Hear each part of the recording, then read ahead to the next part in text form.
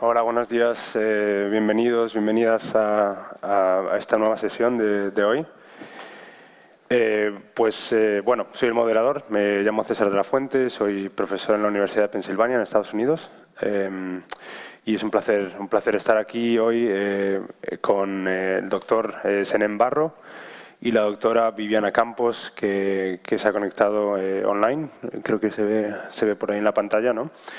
Así que nada, voy a empezar una pequeña introducción sobre los ponentes. La doctora Viviana Campos es editora jefa de la prestigiosa revista Chemical and Engineering News y vicepresidenta de CNN Media Group de la American Chemical Society.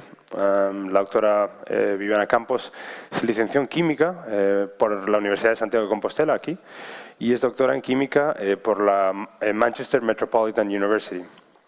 Y con nosotros también está el doctor Senén Barro, que es director científico de CITIUS, el Centro Singular de Investigación en Tecnologías Inteligentes de la Universidad de Santiago de Compostela. El doctor Senén Barro es licenciado y doctor en Física por la Universidad de Santiago de Compostela también y ex-rector de esta misma universidad. Fue rector a los 39 años, lo cual lo aprendí anoche y bueno, bastante impresionante. Y obtuvo el Premio Nacional de la Sociedad Científica de Informática de España, Fundación BBVA. Así que, bueno, sin más, bienvenidos ambos. Es un verdadero honor teneros aquí, es un verdadero privilegio para mí estar aquí en esta etapa 7 sobre salud, biopolítica y tecnología. Así que nada, vamos a tener un pequeño diálogo que espero que sea interesante, y luego vamos a tener unos 15 minutos para preguntas del público para tener una sesión interactiva, ¿no? Entonces, empezaremos con Viviana. Viviana, eres la editora jefa de una de las revistas más importantes del mundo, de la química y de la ingeniería. De hecho, yo personalmente la leo cada semana, la recibo en el correo y la leo, así que nada, tienes un admirador aquí. ¿Qué influencia crees que va a tener la química en nuestro mundo en los próximos, digamos, 10 años? Pues buenos días y muchas gracias por leer la revista cada semana. Es increíble encontrar fans, ¿no? por el mundo. Pero buenos días al público, y pido disculpas por no estar ahí en persona. Me hubiese gustado mucho ir, pero vivimos en tiempos muy extraños.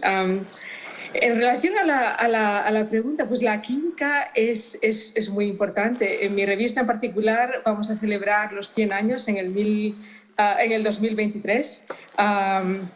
Y vamos, como dicen los ingleses, from strength to strength, ¿no? de cada vez más fuertes, con más lectores. Y yo creo que eso es porque la química, por lo menos los químicos decimos que es la ciencia central, ¿no? Porque está como en el nexo entre la física, las matemáticas, la biología, las ciencias medioambientales, la medicina, y desde ese punto de vista tiene un papel muy importante, ¿no? Y es así como miramos a la química de manera tradicional, ¿no? Como la ciencia central. Pero yo creo que hay iniciativas como los Sustainable Development Goals, los Objetivos de Desarrollo Sostenible, que la UNESCO lanzó en el año 2015, donde reunieron a jefes de Estado, dirigentes gubernamentales, personalidades de las United Nations en Nueva York, ¿no? Y decidieron que había que buscar soluciones a todos estos problemas globales, y decidieron que había 17 objetivos que iban a establecer. Y cuando uno ve la lista de objetivos, la química realmente es central para solucionar muchos de ellos. Por ejemplo, la agua limpia y saneamiento. La química es fundamental en cuanto a la descontaminación del agua, acción por el clima, evidentemente, energías asequibles, desde baterías hasta energías renovables, los paneles solares que son efectivos, que duran más, que cuestan menos, la salud y el bienestar. Eso, el ejemplo COVID, ¿no? Y cómo de rápido se desarrolló la vacuna, la química tuvo que ver mucho con eso. Hambre cero, Aquí podemos hablar de todo tipo de fertilizantes y pesticidas que las industrias químicas están desarrollando para atacar enfermedades para crops, para las cosechas de manera sostenible. Industria, innovación, infraestructura. Es decir, la química va a ser, siempre ha sido fundamental, siempre ha sido la ciencia central, pero cuando uno tiene en contexto de los Sustainable Development Goals, de los Objetivos de Desarrollo Sostenible, realmente estamos en el centro de todas estas soluciones. Muchas gracias, Viviana. Sí, es cierto que la química cumple un papel fundamental, como comentabas, en el caso de las vacunas que usan ARN mensajero, ¿no? Las vacunas de Pfizer y de Moderna, por ejemplo, pues son posibles gracias a, como comenta Viviana, gracias a la química. Entonces, bueno, fundamental. Y un poco una transición ahora de la química a las máquinas, a la inteligencia artificial. Una pregunta para Senén. Las máquinas cada vez ejecutan más tareas que parecen imposibles, ¿no? Tareas que son específicas y las ejecutan a niveles superiores al ser humano, ¿no? Estos logros tienen connotaciones positivas, pero también connotaciones negativas. Por ejemplo, amenazan puestos de trabajo que existen en la actualidad. Entonces la pregunta sería, ¿cómo crees que la automatización inteligente y la inteligencia artificial afectarán al trabajo tal y como lo conocemos hoy en día? Bueno, muy bien. Pues si me permites unos segundos antes de contestar, me gustaría agradecer la invitación. La verdad es que me siento muy honrado y de compartir en particular con vosotros dos. Y celebro además este encuentro. El formato que tiene me parece especialmente atractivo. O sea, mezclar a gente de tantos dominios diversos, yo creo que eso es lo que hay que hacer en la vida y en las profesiones y en la investigación muy en particular. Por tanto, enhorabuena por ello. Y lo de ser rector con 39 años está bien, pero eso es pasado. A mí me gustaría tener tu edad, César, ¿sabes? y toda una vida por delante para investigar y para vivirla, ¿no? O sea que... Pero bueno, a ver, es difícil saber en detalle cómo va a cambiar el trabajo al hilo de la automatización, y particularmente la automatización inteligente, ¿no? Pero ya lo estamos viviendo. En todo caso, no todo es especulación y hay hechos muy claros que debemos de tener en cuenta. Primero, no se automatizan ocupaciones, sino tareas asociadas a ellas, ¿no? Esto es importante porque muchas veces se dice en 10 años a nuestros hijos, los que lo tienen pequeños, los míos ya están trabajando por fortuna, pero nuestros hijos trabajarán en empleos que hoy no existen. No. En algunos casos sí, pero desde luego no 2 de cada 3, como se dice a veces, o incluso el 75% de los trabajos de dentro de 10 o 15 años hoy no existen, no es cierto. Lo que pasa es que serán trabajos que se desarrollen, que se desempeñen de un modo bien diferente, eso sí es verdad. Es más, como anécdota, hace unos años en Estados Unidos se revisó el censo de ocupaciones que estaba vigente desde mediados del siglo pasado. Y de las 270 que allí aparecían recogidas, hoy son bastantes más, solo una había desaparecido al hilo de la automatización. Solo una, la de ascensorista. Ninguna más. Y es más, hay países en el mundo, yo iba bastante por América Latina, en México, por ejemplo, es relativamente común todavía que haya ascensoristas en según qué edificios, ¿no? Bueno, la inteligencia artificial ha ayudado mucho a la automatización y, de hecho, se ha pasado de automatizar primero las tareas sistemáticas y de carácter más manual, y todos, bueno, pues desde hace décadas sabemos de la existencia de robots en las factorías que sueldan, pintan, ensamblan.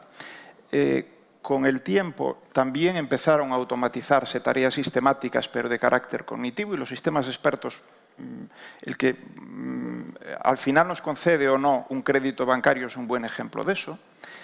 Después fueron automatizándose tareas ya menos sistematizadas, primero de carácter manual, y, por ejemplo, los robots que operan en exteriores de exploración o en el sector agrícola son un buen ejemplo, pero ahora ya se están automatizando tareas menos sistematizadas de carácter cognitivo, como puede ser incluso la generación de textos para para cualquier cosa, ¿no? Es decir, desde elaboración de noticias o hasta textos creativos que a veces ayudan incluso a los escritores, se lo comentaba yo a Domingo Villar. Le voy a enviar uno que preparé el otro día para una clase con los estudiantes.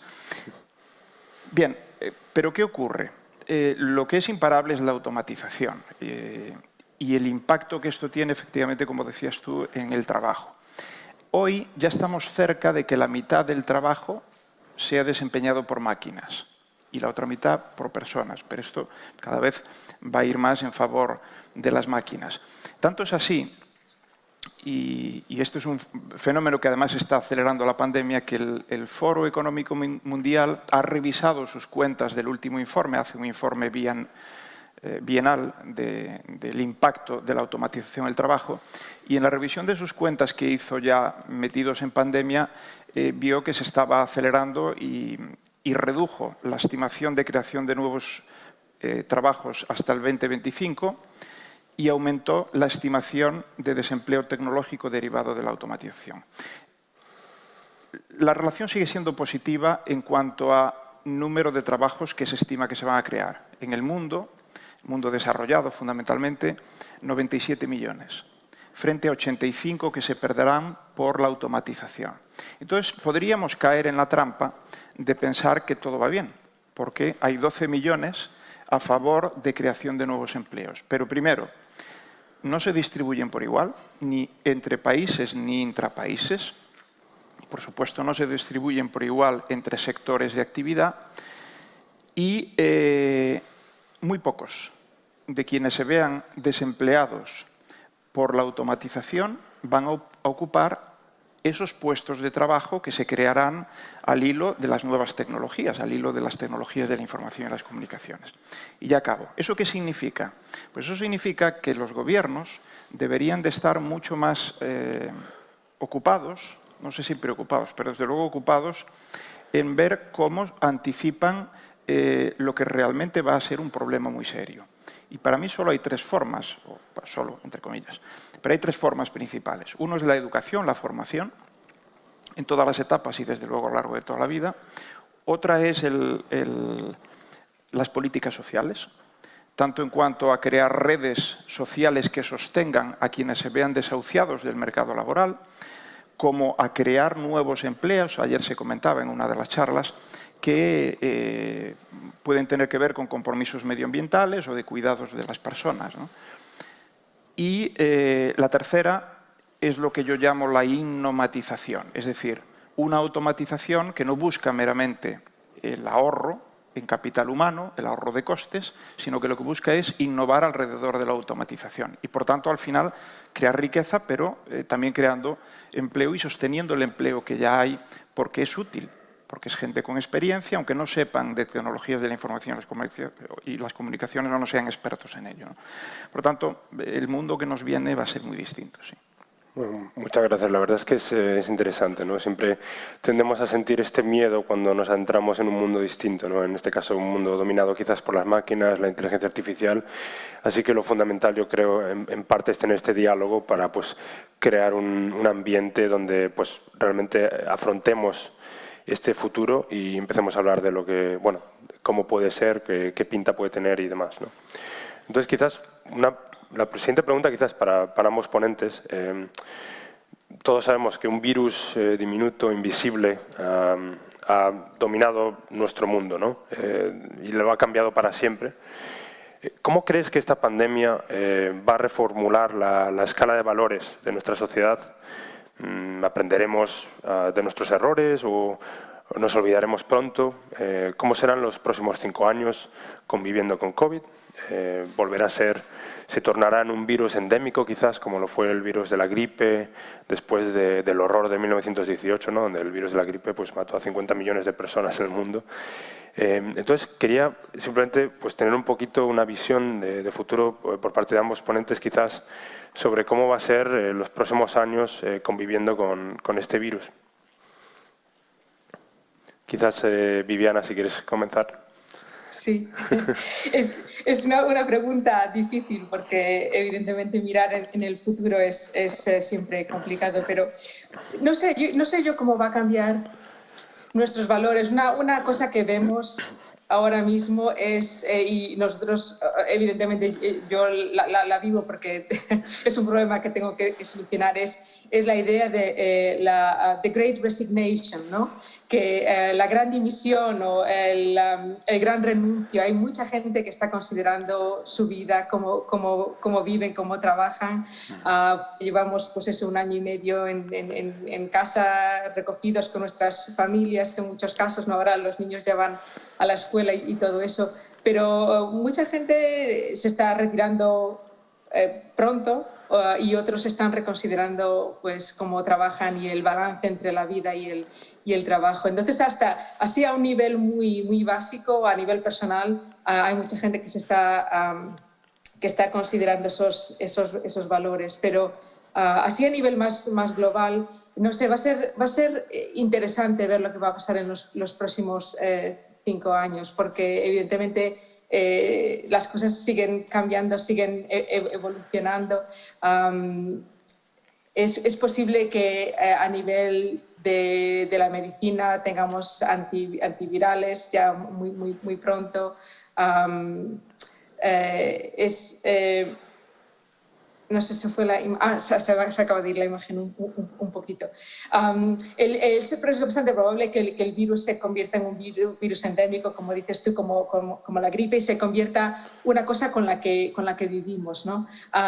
Que nos vacunamos cada 6 meses. Es probable también que en los próximos 5 o 10 años haya vacunas más fuertes, que requieran menos vacunaciones con menos frecuencias. Ya veremos, eso no se sabe tampoco. Pero bueno, la verdad es que nos cambió la vida, nos la va a seguir cambiando.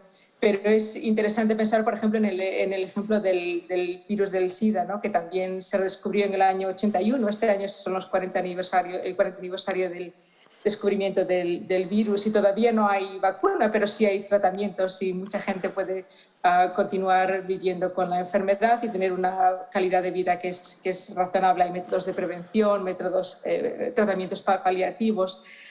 Y desde ese punto de vista, digamos que no se normalizó el virus, pero es conocido, sabemos cómo se transmite, cómo funciona, cuál es como decía antes, la calidad de vida. Entonces, hasta cierto punto yo espero que el COVID evolucionará de una manera similar, en el que yo creo que se convertirá en algo que está ahí. Los niños cuando se vacunan será parte de ese tratamiento, de ese plan de vacunas que tienen, y lo mismo para la gente mayor y la gente de riesgo, y un poco se convertirá en parte del background, ¿no? Parte de lo que hacemos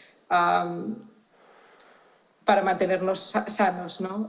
Pero para mí lo que me preocupa más es qué pasa después del COVID, ¿no? Porque ahora estamos luchando contra esta pandemia, pero ¿cuál va a ser la próxima pandemia, ¿no? Y desde ese punto de vista, los gobiernos y las organizaciones a nivel mundial tienen que realmente tener programas robustos de planes para combatir este tipo de problemas, porque realmente nos cogió muy despistados. Y ahí yo creo que es donde se debe invertir mucha esfuerzo y dinero y fondos por los gobiernos. Y aquí creo que, como dice Senén, deberían estar preocupados. Sí. Sí, como comentas, Viviana, bueno, la pandemia ha dejado en evidencia, ¿no?, la importancia que tiene la ciencia en nuestra sociedad para salir de una situación como la actual. Entonces, quizás, ¿qué se podría proponer, ¿no?, para un gobierno, quizás para delinear un plan de acción? ¿Qué tipo de financiación haría falta, ¿no?, para estar mejor preparados para la próxima pandemia? Quizás, Senén, si quieres comentar alguna idea que se te ocurra. A ver, sobre la pregunta anterior, yo no tengo conocimientos como para poder hacer valoraciones sobre cuál es el impacto que va a tener desde un punto de vista social, económico o desde luego sanitario la pandemia, ¿no? Pero sí, desde luego, que hay cosas que van a cambiar. Antes hacía referencia al tema de la automatización. y en general todo lo tele, es decir, el teletrabajo, la teleeducación, en fin, las telecomunicaciones, todo eso se está acelerando en años, a lo mejor incluso en una década, ¿no? Y lo estamos viviendo. Entonces, eso viene para quedarse instalado, con sus pros y sus contras. En lo que dudo más, fíjate, es que realmente vaya a suponer un cambio en los valores de la sociedad. Eso que decíamos al principio, todas y todos, ¿no? De que, bueno, esto nos va a hacer mejores, sinceramente no lo creo. Y no lo creo no porque yo sea pesimista de fábrica, al contrario, en general soy optimista, ¿no? Pero no vinimos aquí a cantar, digamos, a hacernos autobombo socialmente ni individualmente. Entonces, creo que es mejor advertir de ciertas cosas. Y yo no lo creo. De hecho, justo antes de que nos confinaran, lo recordábamos anteayer, pues se presentó un libro de un buen amigo, Emilio Ontiveros, y bueno, estaba Sandra también, y estuvimos hablando sobre el tema y ninguno nos imaginábamos lo que iba a ocurrir. Pero yo después tuve ocasión de hablar con Emilio, el libro también iba de eso, y hablar sobre cuál podía ser el impacto de una pandemia así en cuanto, por ejemplo, a cambiar los objetivos de las empresas, de los gobiernos, de la sociedad, hacernos más buenos, ¿no? Entre comillas, si me permitís la expresión. Y creo que no hay ningún indicio de que vaya a ser así. Ninguno. Ni siquiera creo que a nivel de ciencia esto cambie radicalmente las cosas. No lo creo.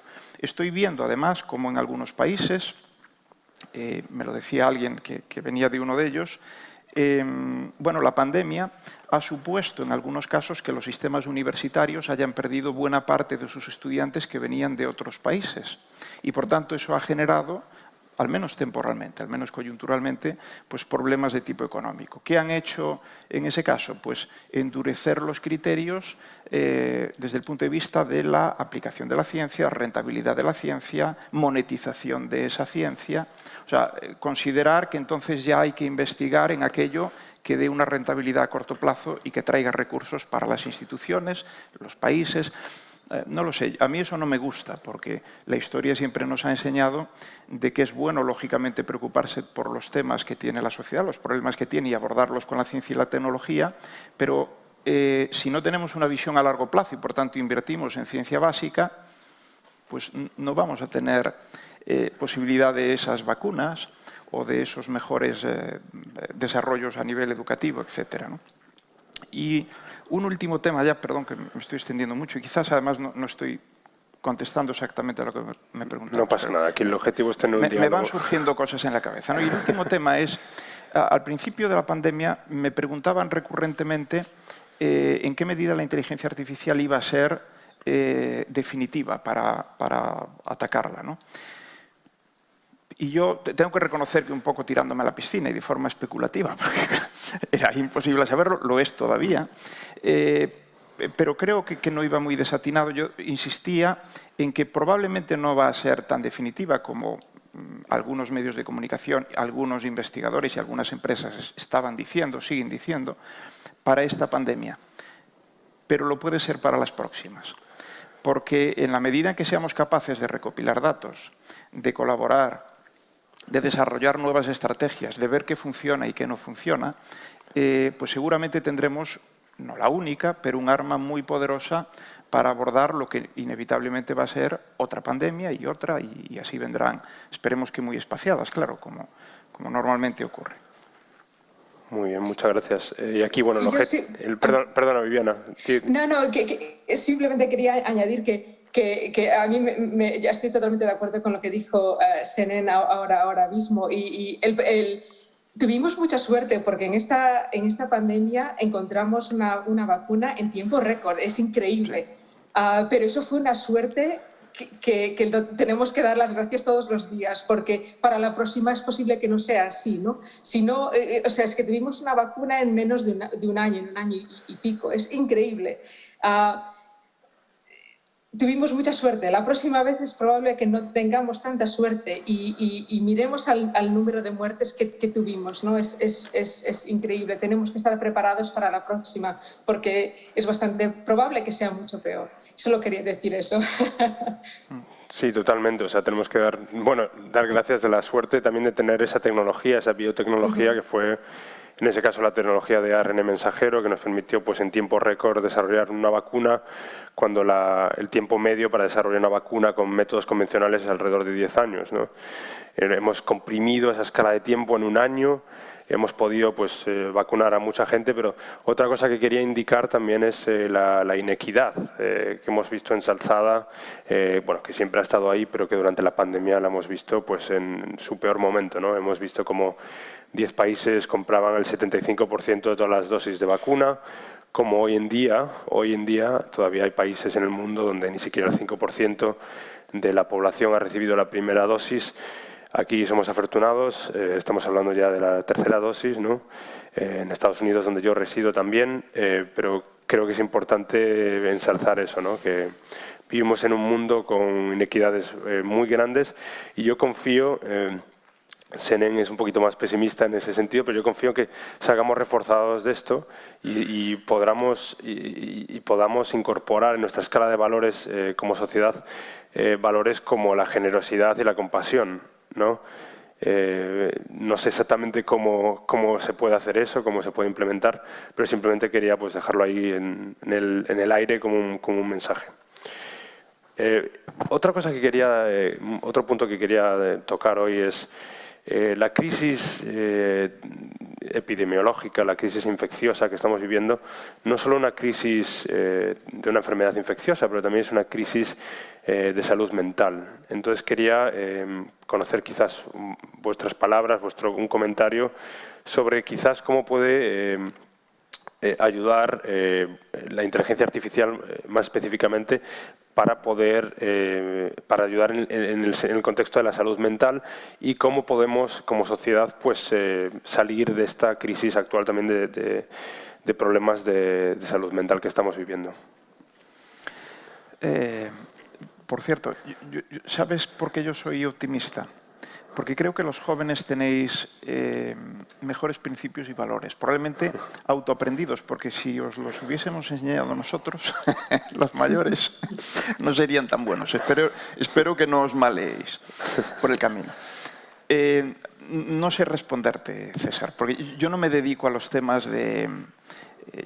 digamos que si sé de algo es de inteligencia artificial, pero no de sus infinitas aplicaciones, ¿no? Por tanto, no sé, me consta, y de hecho alguna colaboración puntual, tenemos en el campo de la salud muchas, pero de la salud mental en particular, ¿no?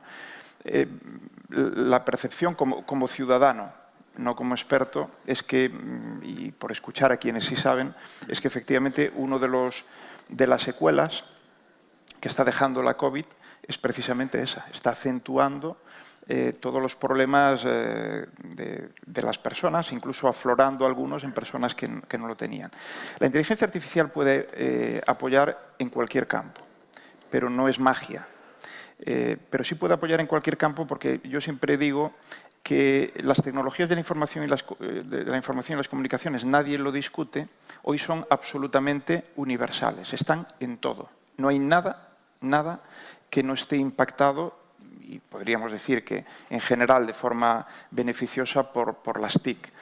¿Qué ocurre con la inteligencia artificial? Pues que mete capas de competencia sobre las tecnologías de la información y las comunicaciones, capas de inteligencia, de autonomía, de capacidad de predicción, de resolución de problemas y, por tanto, no me cabe ninguna duda de que a medida que vayamos desarrollando aplicaciones, que vayamos mejorando las tecnologías del campo, que vayamos, y esto es fundamental, trabajando codo con codo con los expertos, porque nosotros no sustituimos a los expertos en las distintas disciplinas, les acompañamos, pero una de las cosas que es muy difícil, y yo en eso tengo experiencia, porque yo empecé hace más de 30 años haciendo mi tesis doctoral en IA, en inteligencia artificial aplicada a la medicina. Trabajaba con cardiólogos constantemente.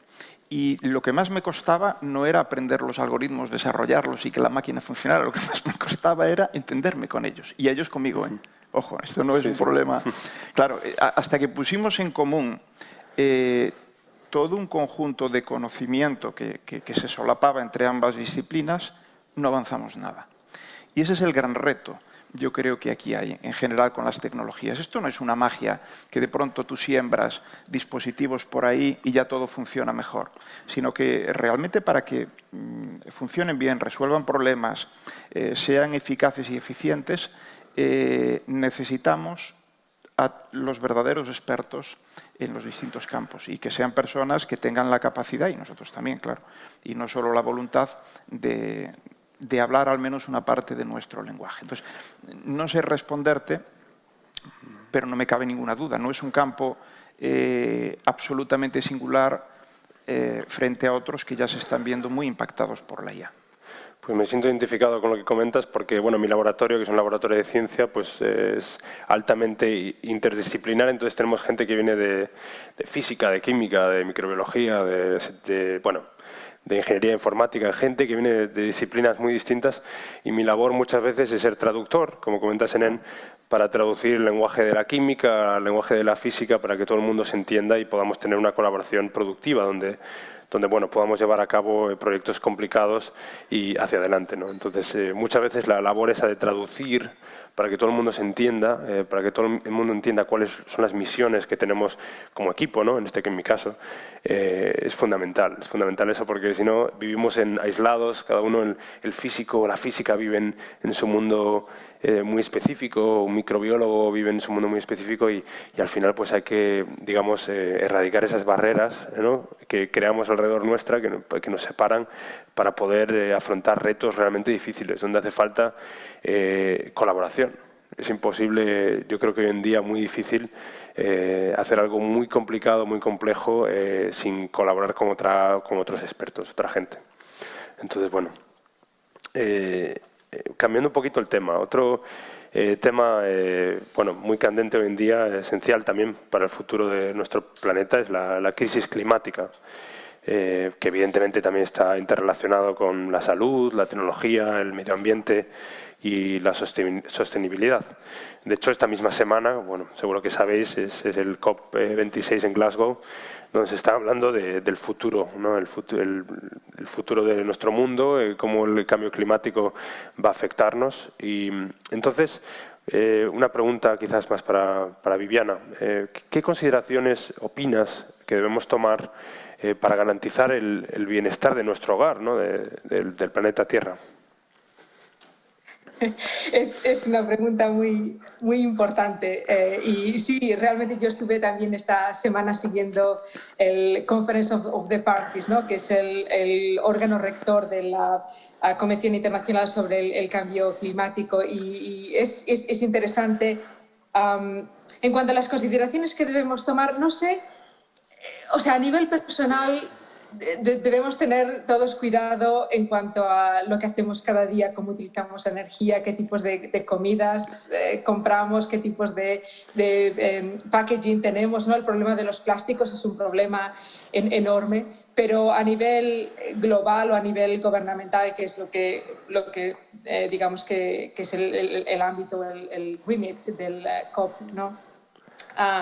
Lo que debemos hacer es también poner mucha presión a los políticos, porque no sé si escuchasteis a la activista adolescente Greta Thunberg, la entrevistaron, ahora está en Glasgow, está protestando, hay me parece que miles de personas en las protestas, pero ella es una de las líderes y tiene evidentemente mucho juego con la prensa, pero la entrevistaron y dijo cosas muy interesantes, ¿no? El primero es que es tiempo para la honestidad y el reconocer que hay un abismo entre lo que hacemos y lo que decimos, entre lo que los gobiernos hacen y lo que dicen, y que no es tiempo para soluciones simbólicas que tienen poca trascendencia, ¿no? Entonces, en el COP, un par de cosas que se anunciaron en los primeros días fue un compromiso para reducir las emisiones de metano, por el 30% para el año 2030, ¿no? Y 100 países, más de 100 países firmaron ese convenio, ese compromiso.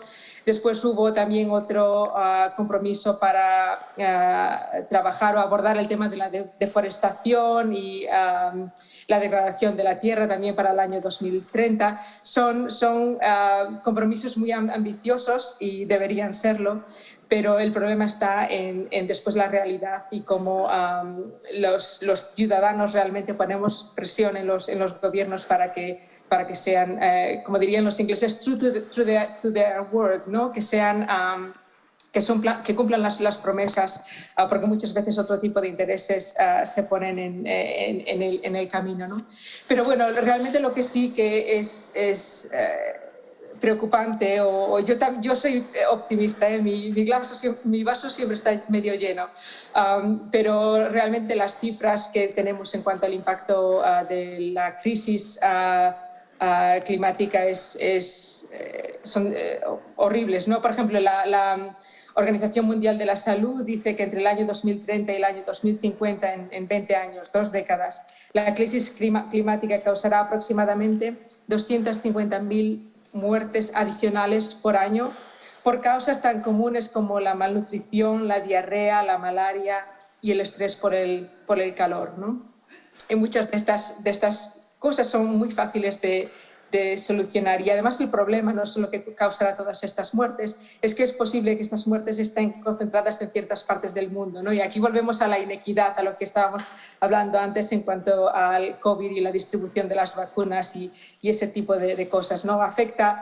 La crisis climática afectará más a la gente que puede hacer menos para solucionarla y me parece muy preocupante. Entonces yo lo que diría es que a nivel personal, pues sí hay muchas decisiones que podemos tomar cada día, pero deberemos poner mucho, y eso debería ser el foco de todos los ciudadanos, el poner presión en los políticos para que sean fieles a las promesas que hacen. Y desde el punto de vista de la tecnología, la química, llevamos muchos años trabajando en los principios de la química verde, ¿no? Green Chemistry. En general, la mayoría de los químicos están muy contentos cuando hay regulación medioambiental, por ejemplo, y muchas compañías hoy en día no tienen ningún problema, ¿no? Grandes compañías farmacéuticas o compañías químicas, cuando hay regulación, pues la tienen que cumplir y ya está, ¿no? Y lo que estamos viendo últimamente estos años también son incentivos de tipo económico, no solo de gobiernos, pero de bancos cuando están financiando actividades o compañías de estas grandes, les ponen objetivos de tipo sostenible, de sostenibilidad en los términos de los préstamos y de las financiaciones y este tipo de cosas, ¿no?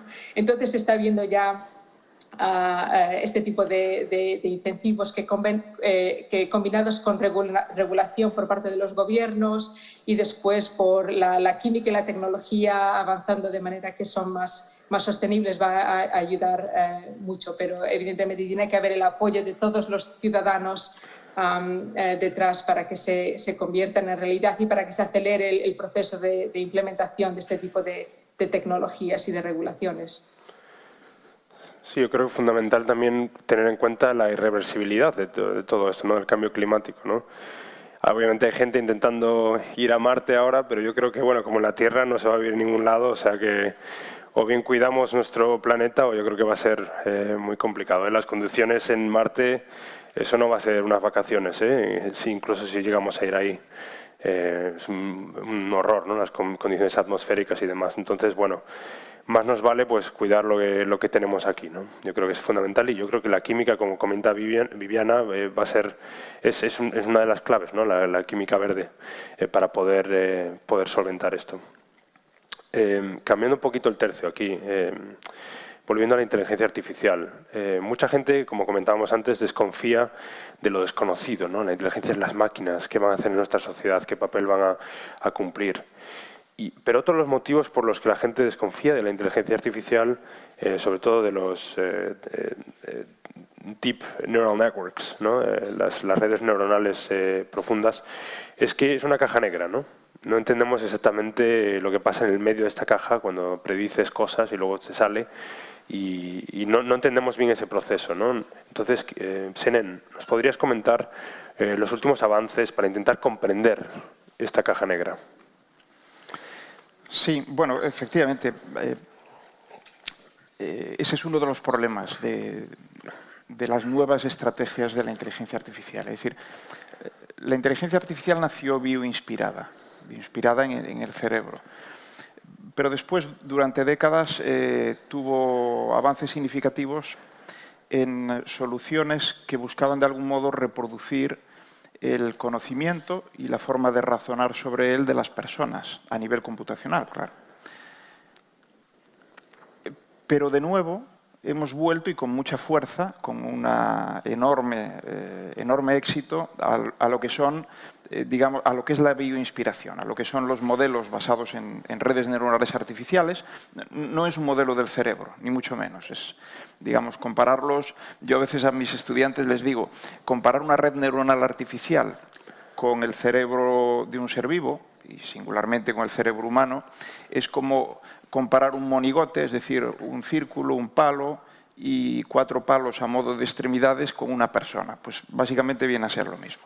Pero funciona muy bien, porque son capaces, operan con miles, cientos de miles, millones de parámetros que se van sintonizando, de acuerdo con unos algoritmos muy potentes, en función de datos que se aportan y de respuestas que se buscan, con un conjunto de datos a modo de ejemplo, suficientemente representativo del problema que queremos resolver, anotados para decidir cómo debe de responder esa red a esos datos. La red lo aprende y después generaliza y, por tanto, ya es aplicable a datos semejantes pero no idénticos a aquellos que fueron usados, digamos, durante el proceso de aprendizaje.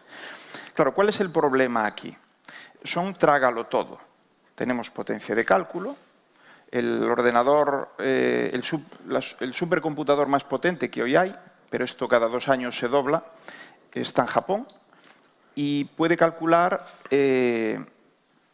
más o menos como 0,4 trillones de operaciones por segundo. Si las dividiéramos entre los 7.500 millones, algunos más, de personas que somos, y pudiéramos calcular las 24 horas del día, los 365 días del año, una operación por segundo, cosa que no podemos, nos llevaría 2 años. Lo que hace en un segundo esta máquina. Claro, potencia de cálculo, enormes cantidades de datos, algoritmos muy potentes, fantástico. Pues tenemos soluciones, eso sí, a problemas concretos. No hay una inteligencia general de propósito, una inteligencia artificial, perdón, de propósito general, sino específico, pero muy poderosa, que, como tú bien decías, va ampliando los ámbitos en los que va siendo útil y, desde luego, más competente que las personas. Y el problema aquí es, efectivamente, lo que se llama la caja negra. Es decir, podemos programar una de estas redes para que, analizando un electrocardiograma, pueda predecir la probabilidad de muerte temprana en menos de 1 año de una persona. Podemos, se ha hecho. ¿Puede hacerlo mejor que cualquier cardiólogo? Sí, 10 puntos porcentuales por encima de los mejores. Pero cuando a esos cardiólogos se les enseña algunos ejemplos donde la red sí ha hecho una predicción adecuada y ellos no, o ellas no, no saben por qué. El conocimiento, a pesar de que el electrocardiograma es una tecnología que lleva con nosotros más de un siglo, el conocimiento que se ha ido atesorando alrededor de la interpretación de las formas del electrocardiograma no ha llegado al nivel de competencia que una máquina de este tipo es capaz de construir a través de correlaciones, fundamentalmente pues en horas o días de intenso aprendizaje. Y ese es un problema, porque sobre todo en el ámbito médico es muy fácil verlo. Si a nosotros alguien nos dice, nuestro médico o nuestra médica nos dice, pues mire, usted tiene un serio riesgo de padecer no sé qué, o tiene un cáncer, vamos a poner por caso, ¿no? Pero no sé decirle por qué. Lo dice la máquina analiza la radiografía de tórax o la tomografía o lo que sea, y la máquina dice esto. Eso no nos sirve, evidentemente no nos sirve. Por tanto, tenemos que llegar a hacer legibles estas redes neuronales tan complejas. Y ahí se trabaja con intensidad. De hecho, mi centro coordina una red europea justo destinada a formar nuevos investigadores e investigadoras en el campo de la explicabilidad basada en el lenguaje natural, que es la forma, además, más natural, lógicamente, de explicar. Y es la única red europea en ese ámbito concreto en la que trabajamos. Entonces, para Europa, y ya acabo, perdón, porque me estoy extendiendo un poco, para Europa es una prioridad. Europa, en general, quiere una inteligencia artificial que se suele definir como centrada en el ser humano, confiable. Sería otra forma de decirlo. Y yo creo que esto es bueno. Sí que es verdad que eso hay que hacerlo casar con que además sea rentable social y económicamente, porque si no es rentable económicamente, no nos engañemos. Nos comeremos la inteligencia artificial que hagan otros. Eso está claro. Sí, una cosa que yo tengo curiosidad también es, como comentas, ¿no? La inteligencia artificial, o sea, algoritmos para realizar tareas muy específicas, ¿no? Como en el caso de la cardiología o en el caso de la dermatología, por ejemplo. Los algoritmos hoy en día pues, pueden identificar diferentes cánceres de piel mejor que los profesionales, ¿no? En el campo. O sea, algo que es específico, sobre todo cuando estamos analizando imágenes, ¿no? Que un algoritmo pues, puede analizar millones de imágenes en tiempo récord, mientras que un profesional médico pues, a lo largo de su carrera pues, no puede analizar tantas, ¿no? No hay tiempo. Pero es posible esa transición a la inteligencia artificial más generalizada, ¿no? Algo que es una de las misiones, por ejemplo, de DeepMind, que creen que realmente podemos llegar a una sociedad, a un mundo donde las máquinas pueden no solo predecir cosas, pero también adquirir este elemento de creatividad que siempre asociamos con el ser humano y adquirir funciones más generales como los que hacemos nuestro cerebro, ¿no? Que nos permite pues, aprender y luego adquirir esos conocimientos, aplicarlas a diferentes áreas, no solo a un área específica, pero tomar, digamos que extrapolar y extrapolar esos conocimientos para aplicarlos a diferentes, tareas.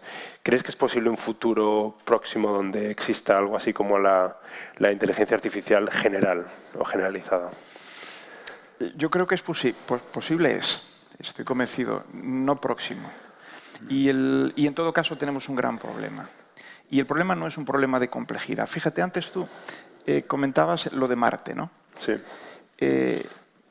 Yo no soy experto en eso, pero no se me escapa, como tú bien decías, la complejidad, por ejemplo, de instalar en Marte, digamos, no de llevar una nave, ni siquiera una nave con personas, sino de instalar allí pues, una plataforma donde se pueda desarrollar nueva vida, se puedan criar cultivos, se pueda, en fin, instalar vida en Marte, ¿no? Eso hoy por hoy no es posible, pero sabemos cómo deberíamos de trabajar para hacerlo.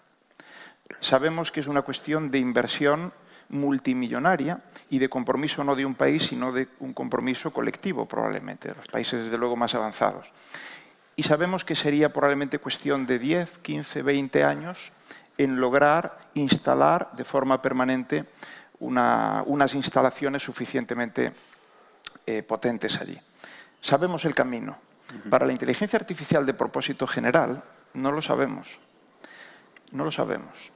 Porque lo que no es una condición necesaria, ni siquiera suficiente, pero sería enormemente útil, que es tener el conocimiento sobre una teoría general de la inteligencia o del aprendizaje, de los naturales me refiero, de la inteligencia humana y del aprendizaje humano, no la sabemos.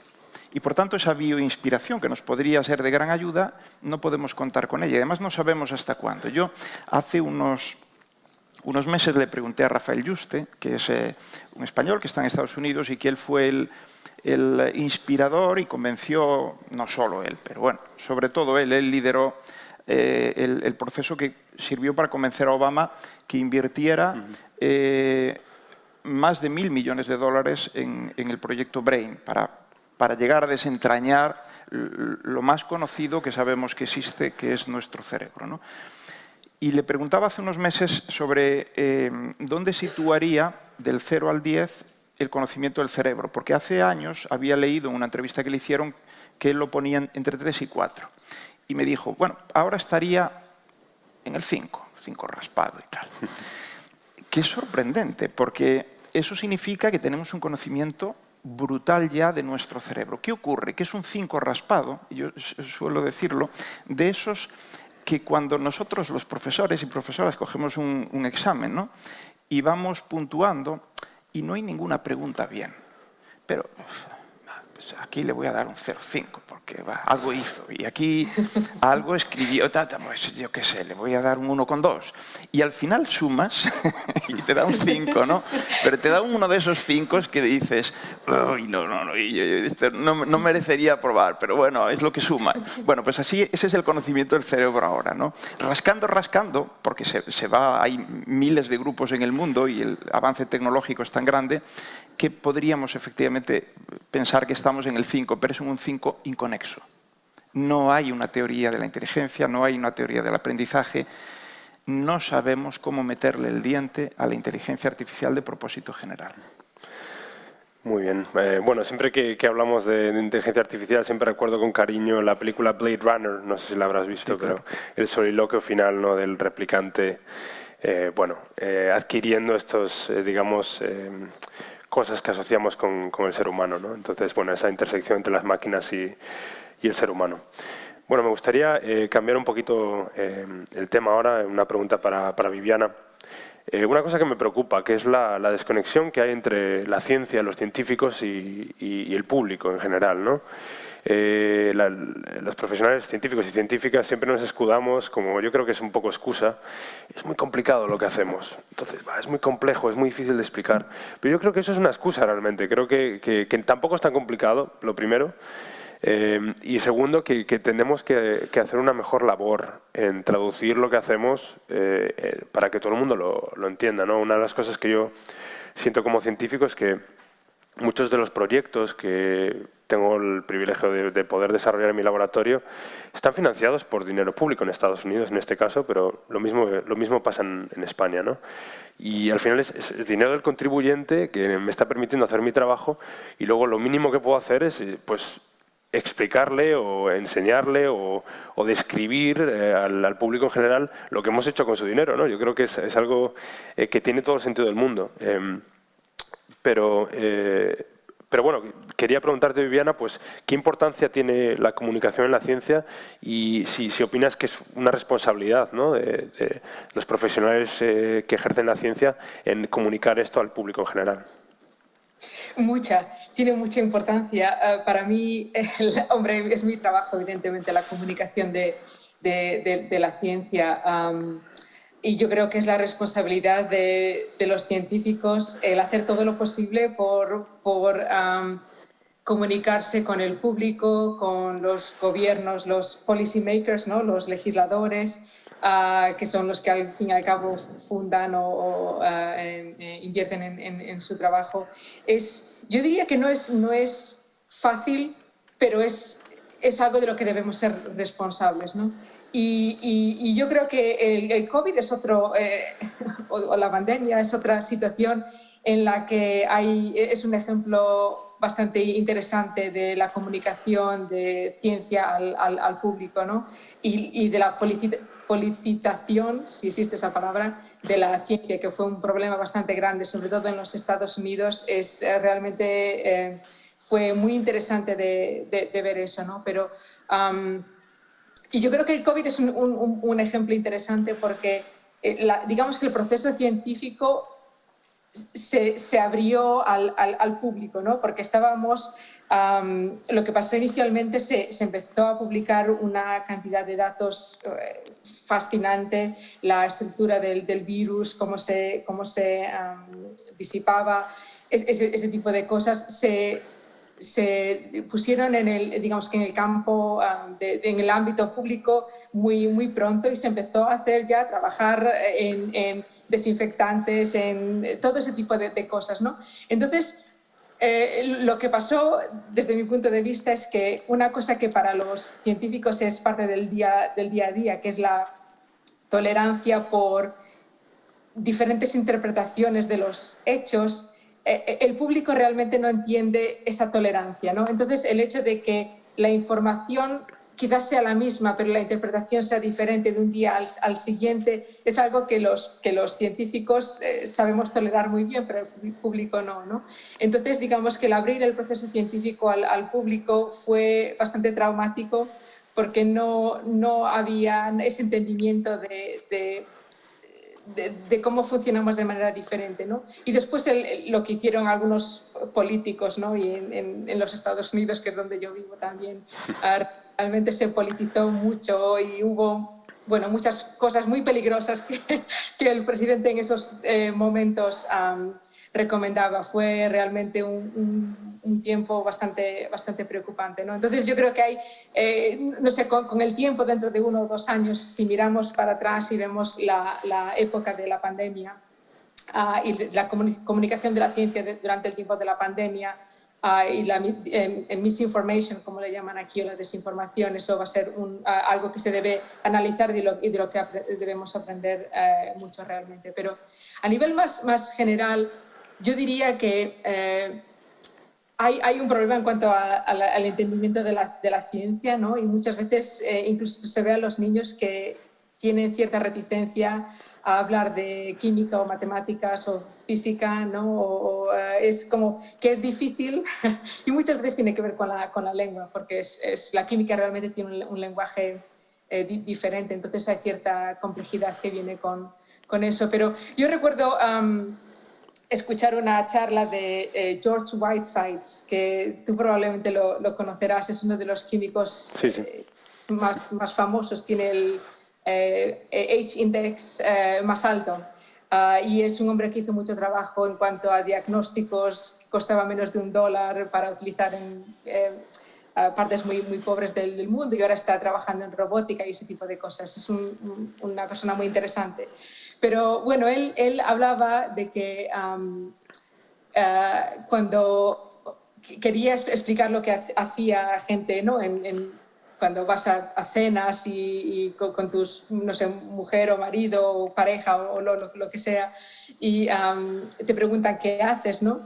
Dice que él, cuando era joven o cuando era tenía menos experiencia, decía cosas como, bueno, pues no sé, soy inmunólogo o soy enzimólogo, trabajo en crear estatinas para el colesterol, que es una enfermedad. Y entonces, claro, a la gente enseguida, cuando le dices palabras que no entienden y tan extrañas, hay una especie de como reticencia incluso a entender, ¿no?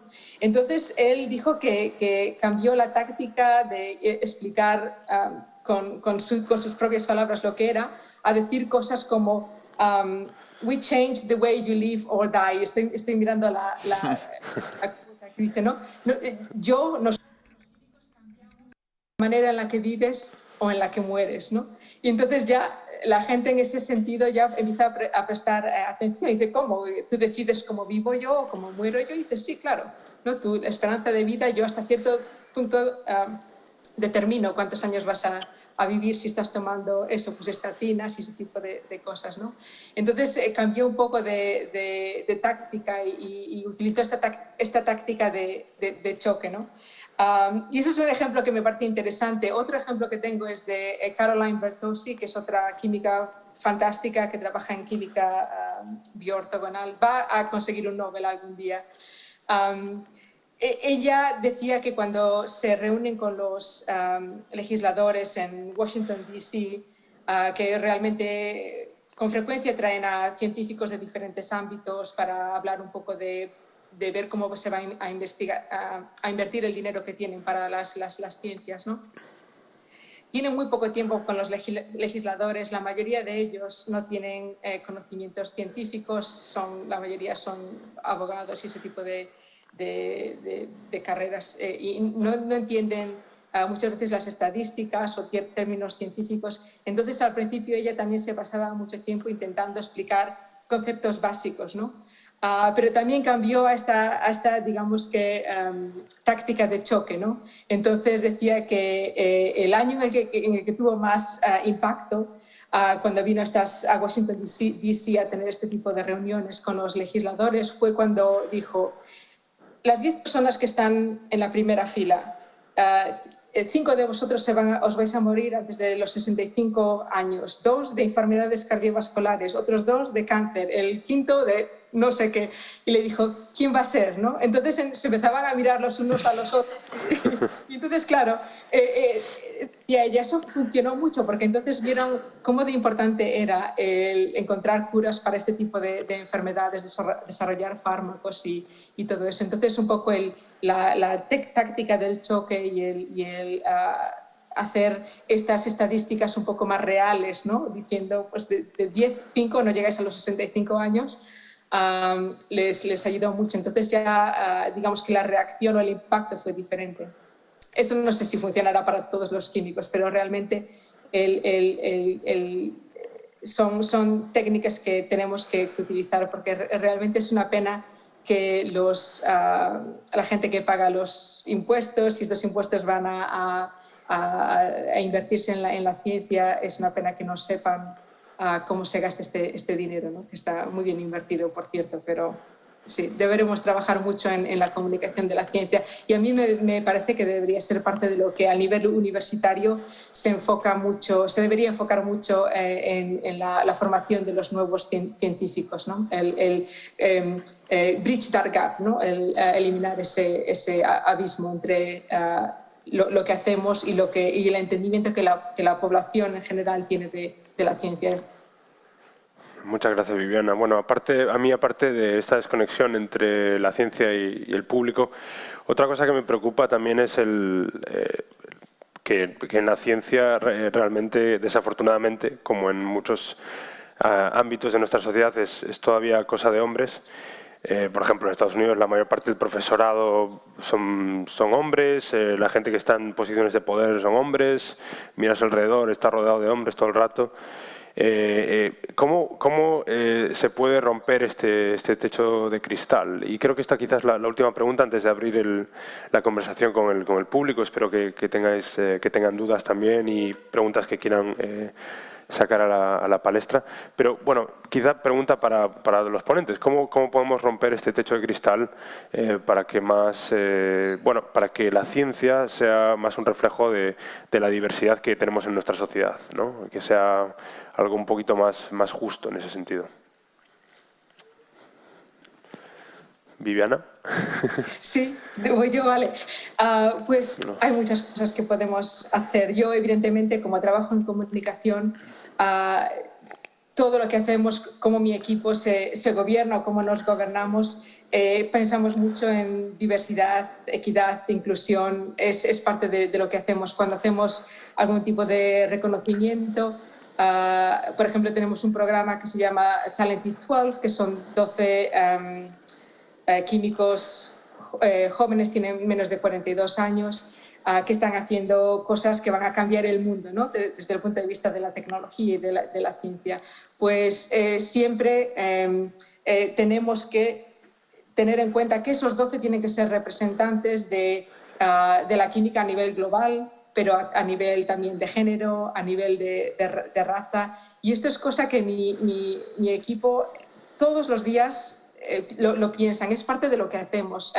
Las fotografías que utilizamos en la revista, el tipo de personas con las que hablamos, es algo que es parte de nuestro DNA, ¿no? La inclusión y la diversidad. Y desde ese punto de vista es la imagen que comunicamos de la ciencia a los químicos, ¿no? A los químicos que están en training, ¿no? A los que están a nivel universitario y después hasta que se retiran. Entonces, desde ese punto de vista, es un trabajo que hacemos ya desde hace muchos años y que realmente es muy importante, porque estamos normalizando, ¿no? Que la ciencia es de todos, y hay gente que es de todos los diferentes backgrounds, ¿no?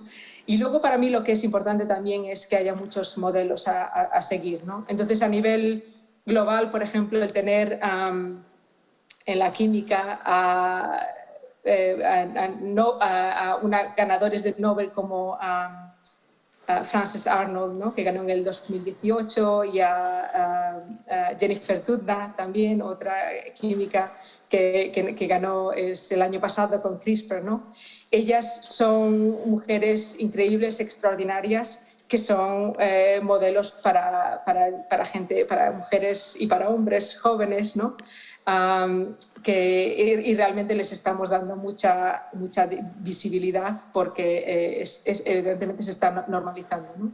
Y eso es a nivel global, pero a nivel nacional o incluso a nivel local, en Santiago de Compostela, por ejemplo, que es donde yo fui a la universidad, se celebran 100 años el año que viene que se enseña química en la universidad, y tenemos una decana por primera vez, Pilar Bermejo, que es mujer, la primera mujer decana en 100 años, ¿no?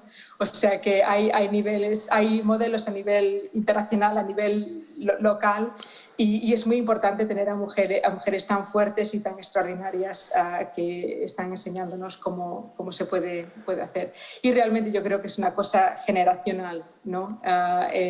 Yo cuando nací en el 74, en ese año me parece que, bueno, todavía evidentemente estaba Franco en el poder en España, y en aquellos tiempos creo que mi madre, por ejemplo, no podía abrir una cuenta bancaria, ¿no? O sea, ese tipo de cosas, ¿no? Y eso es en el año en el que yo nací, y 47 años más tarde, pues mira dónde estamos, ¿no? Entonces yo me frustro mucho porque el cambio es muy lento, y como decías tú, César, a nivel, por ejemplo, académico, a los niveles más altos hay muy pocas mujeres todavía, pero es una cosa que está cambiando muy deprisa dentro de lo que es la historia general, ¿no? Aunque evidentemente estamos intentando todos que se acelere un poco, pero yo creo que es importante tener esos modelos que decía antes, a los que me refería, y después eso, en todas las comunicaciones que hacemos,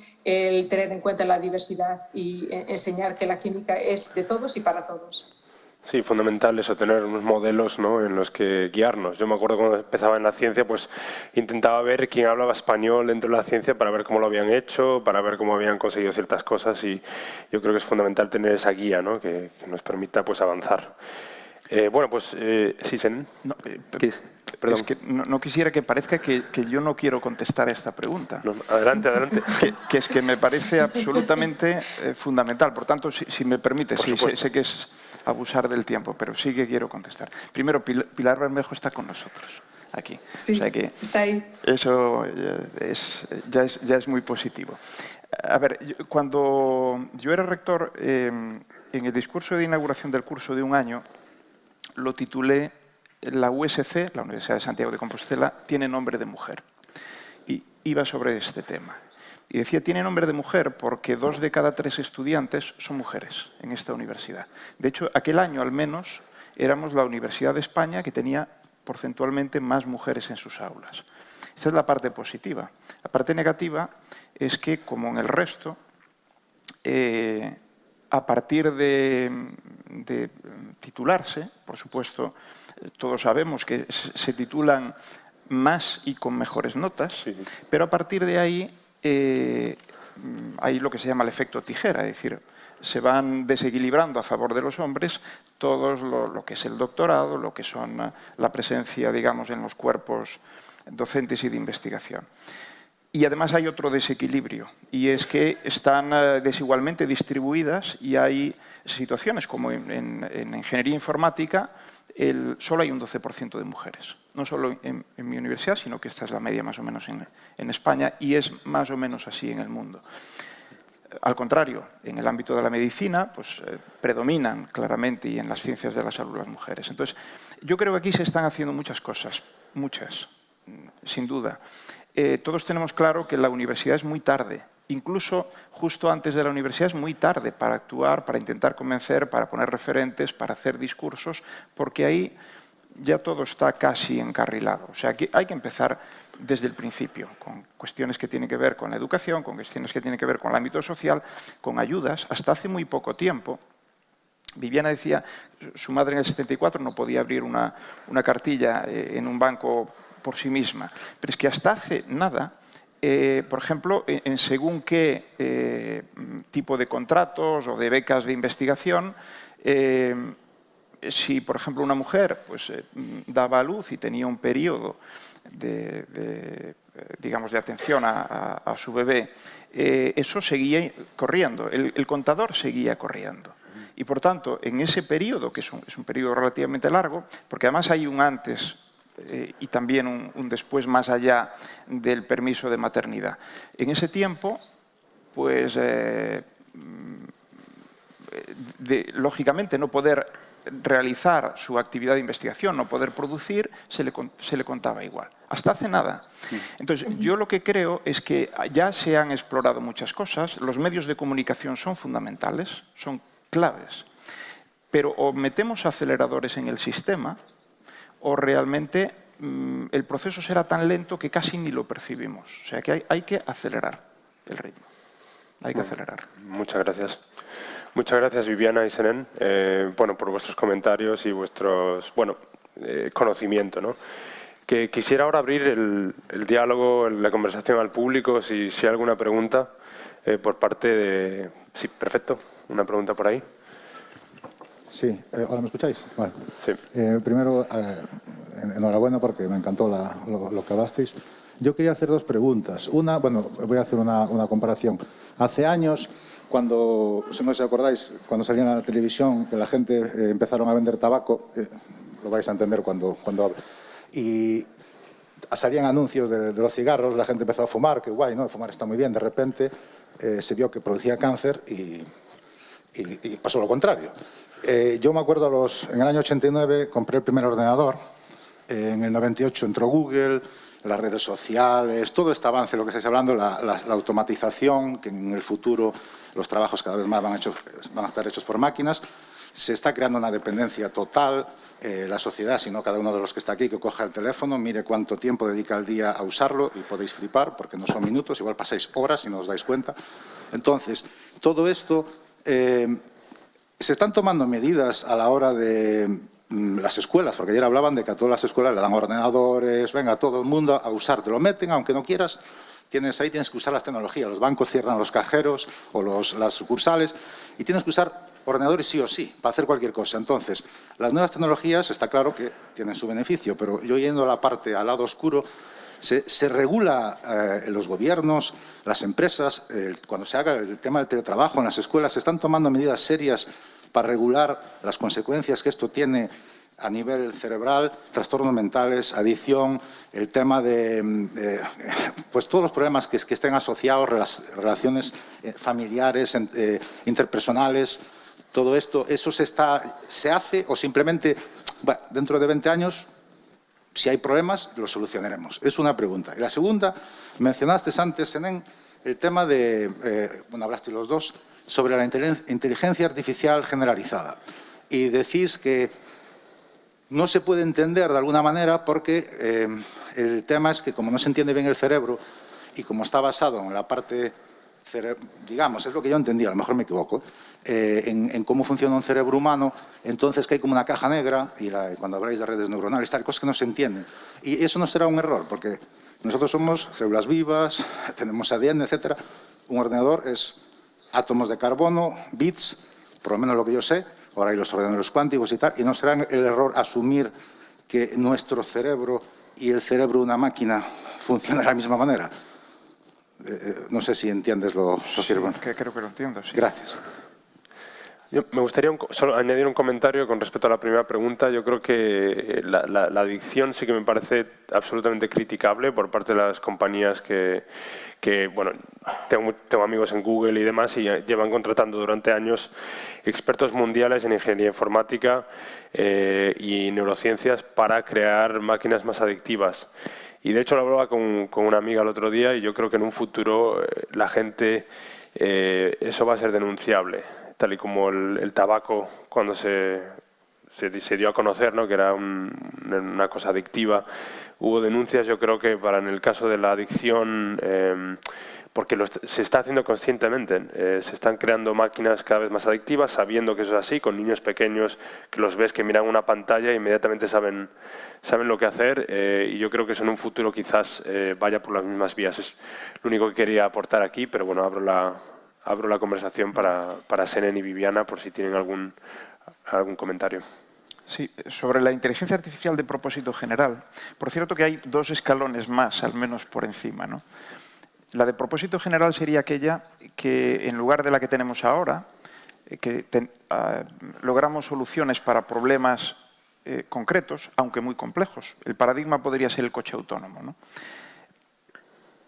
Pero la general significaría que esas máquinas tienen una capacidad de aprender de modo generalizado y, por tanto, de resolver, digamos, y de interaccionar con el mundo con una competencia de amplio espectro.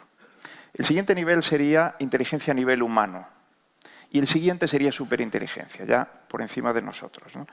Lo que yo quería decir, por supuesto, no funcionan igual las máquinas que hoy tenemos que un cerebro. No, hay una bioinspiración en según qué soluciones, pero bioinspiración. Es un remedio realmente de lo que ya sabemos de cómo funciona el cerebro.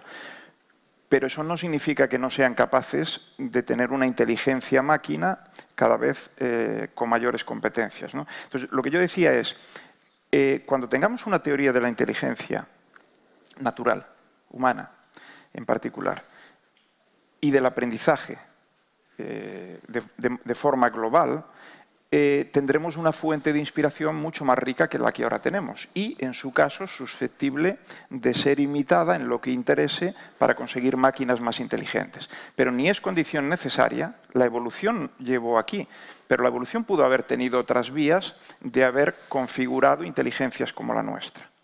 Y si se le da el tiempo suficiente, si se lo damos nosotros, por cierto, pues probablemente acabe explorando otras alternativas, sin ningún objetivo concreto, porque la evolución no tiene objetivos, pero acaba dando esos resultados. Respecto a lo de... es un tema muy preocupante. De hecho, cada vez más, me lo decía un alumno en clase, que había trabajado en una compañía de juegos de azar en línea. Y me decía que había trabajado, y lo había dejado, en algoritmos para la identificación de potenciales, yo voy a usar esa palabra, víctimas. O sea, de personas susceptibles de engancharse al juego en línea. Y eso es fácil de hacer hoy. Con la cantidad de datos que existen y que tienen las compañías de nosotros, es fácil, con los algoritmos, detectar las presas. Yo, de hecho, me niego a trabajar con ese tipo de compañías.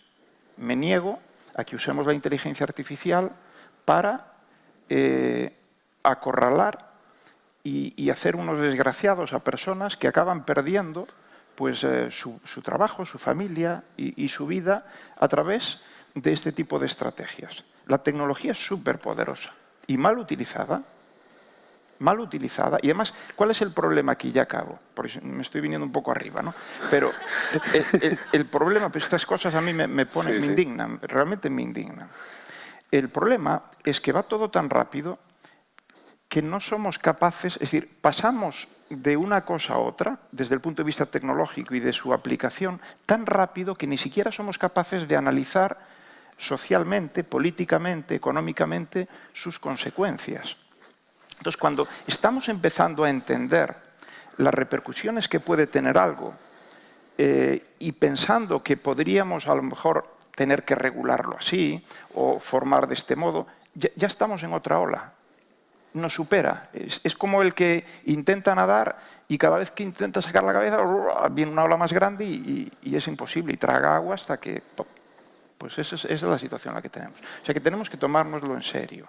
Y socialmente, por eso Viviana lo decía antes, es muy importante todo el proceso de divulgación, de transmisión de opinión, que la gente que investigamos, y en particular en temas tan sensibles, todo esfuerzo es poco. Porque si no hay una comprensión y, por tanto, también una concienciación social, los tomadores de decisión no sentirán ningún tipo de presión para decidir nada. Tienen tantos problemas encima de la mesa que viven el día a día, no piensan a medio y largo plazo, ¿no? Y otra cosa que añadir ahí es yo creo que pasa con muchas tecnologías que tienen la posibilidad de cambiar la manera en la que vivimos, ¿no? Y normalmente los desarrollos tecnológicos pasan antes y más deprisa que las consideraciones éticas, ¿no? Entonces vimos esto, por ejemplo, con CRISPR, ¿no? Con la tecnología para editar los genes hace 5 años o 6 años, ¿no? Se estaban haciendo experimentos antes de que se había decidido de manera internacional cuáles iban a ser las guías éticas que íbamos a seguir. Entonces, quizás una manera de solucionar este tipo de problemas o evitarlos o frenarlos un poco es intentar mirar a la ética, ¿no? Es algo en la que no tenemos muy pocos expertos, pero hacerlo ese tipo de consideraciones éticas y sociales más temprano dentro de la parte del desarrollo tecnológico, ¿no? Que es difícil porque muchas veces no hay intereses o hay intereses económicos que se ponen en el camino de eso. Bueno, muchas gracias. Esto concluye ya el tiempo que tenemos, pero quería dar las gracias a Senene, a Viviana. Ha sido un auténtico privilegio compartir un poco más de una hora con todos ustedes. Muchas gracias por estar aquí y por su atención.